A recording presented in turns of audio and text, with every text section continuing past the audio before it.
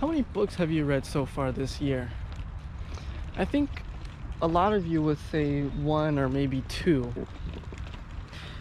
And before this year, the most I probably read was about, I don't know, a book or year at best. And I'm 22 this year, and by that rate, I'm only gonna be able to read 68 more books by the time I'm 90 years old, and it's if I make it to 90. And there are way more than 68 books on my reading list. So I started this year with a profound desire to read more books.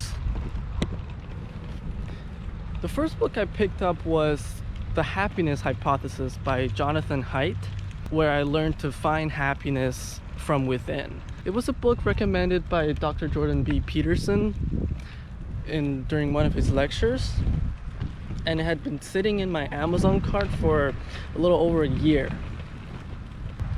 One thing about reading more books is that you actually have to like the book you're reading. For example, I tried reading this book on 3 separate occasions, all of which ended up with me putting it down after the first chapter or so. Ironic, I know. And as much I was interested in what the author had to say, that book was just way too slow and boring for me, which made it difficult for me to focus on the content. That's why it's important to read good books, books that you're really interested in, and books that make you forget the passing of time, books that make reading seem less like a chore. Another way is to read multiple books at the same time. It's actually good to read more than one book at once. We often lose motivation to finish a book when it starts getting boring after reading it for 5 weeks straight. This is where you can diversify your readings and keep your mind fresh and wanting to come back for more. Okay, so you've picked out a book or some books. What should you do now? Set a goal. No, set a reasonable goal. Don't overwhelm yourself with unattainable goals like reading a book a week when you're just starting out. That's just gonna discourage you even more. Take baby steps. Start by reading a page a day or for 10 minutes for a week. And give yourself a reward after each session, like a chocolate bar or a cookie, and then do 2 pages or 20 minutes the next week, and then slowly work your way up to an hour or even 2 hours a day.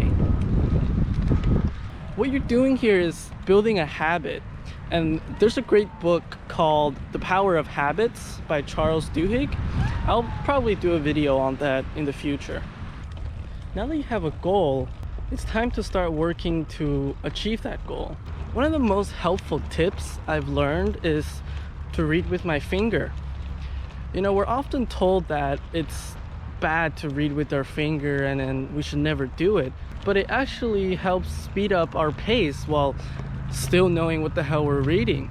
Normally when you're reading, there's a voice in your head that's reading the sentences out word by word, and that's what's mainly slowing us down. And by reading with your finger at a reasonable pace, the voice in your head disappears because it just can't keep up. However, you don't want to read too fast. Speed reading is a load of crap and you should never do it. Because reading should be kind of like a meditation.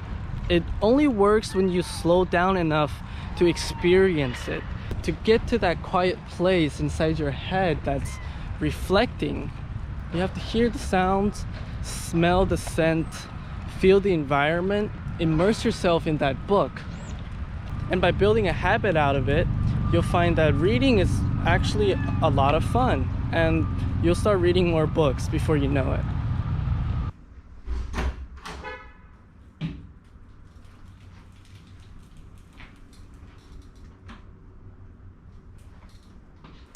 There's a great 37-minute video by Max Joseph on this topic that really inspired me to make this video. The link is in the description below, and check it out when you get a chance.